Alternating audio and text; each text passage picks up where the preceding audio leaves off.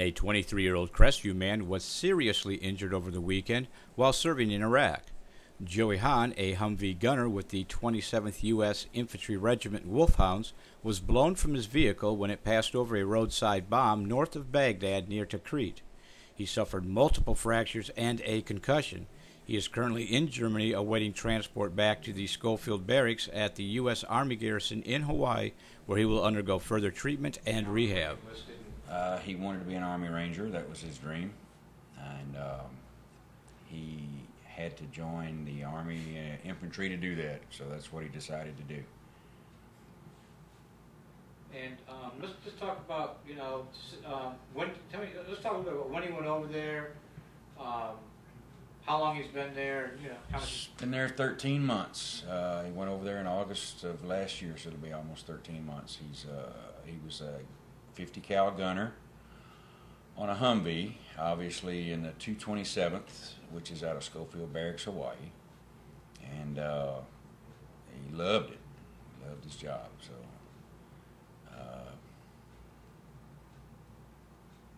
I don't know what else to tell you about that. Did he write home often about? I mean, you say he loved his job. No, he called home most of the time. He didn't write. He's not one that might write letters much, but he called home a lot.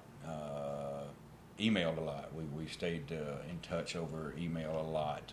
They didn't have a lot of time to do that. They were on missions a lot. So when he got in a few minutes, he emailed his mom and dad, telling how he was. Okay. And let's just talk a little bit about were you at home when you found out he was injured? No, I was at work Friday morning. Somebody called you, or his sergeant in Iraq called me. Okay, let's just talk about, you're at work, you're just doing your thing. The last thing in your mind, you're just thinking of a phone call from the sergeant. Let's just talk about that moment and then what you found out about his injuries and all. I'd always thought that was one phone call I never wanted to get, but I got it, and he was injured. It was nothing any worse than that. So his first sergeant called me to tell me that he had been in an accident with a Hum Vee. It had been run over an IED on a road between Tikret and Hawaii, and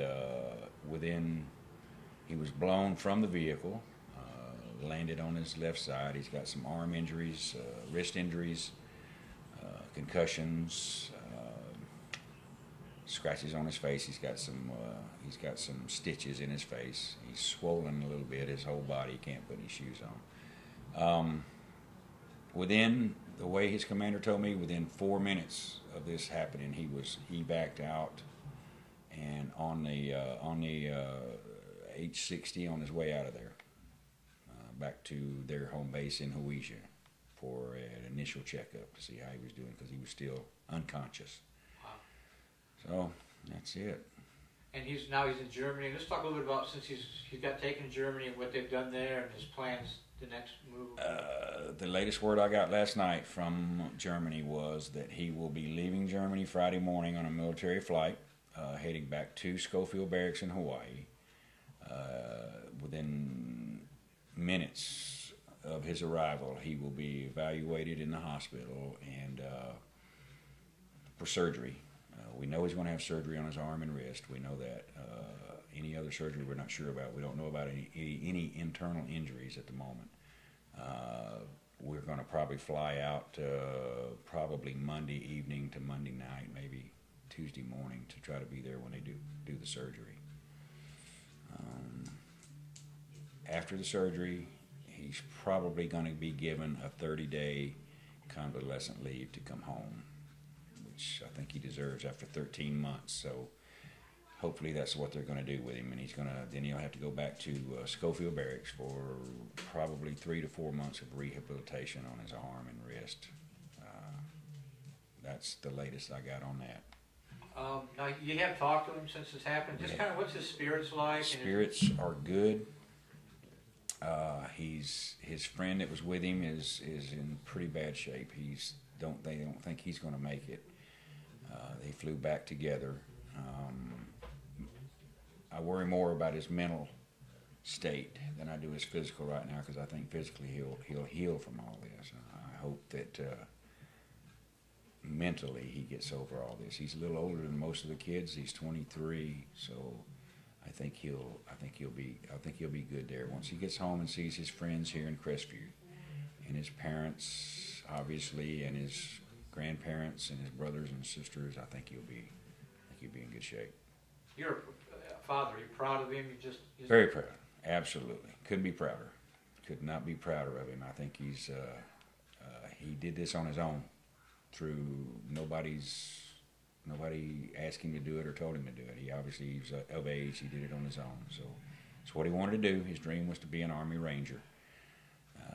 Don't know that that's going to happen now, but I think it may happen if he heals correctly. He could, down the line, be sent to Army Ranger School. Looking forward to seeing him? I am. Hopefully first of next week we'll be able to see him.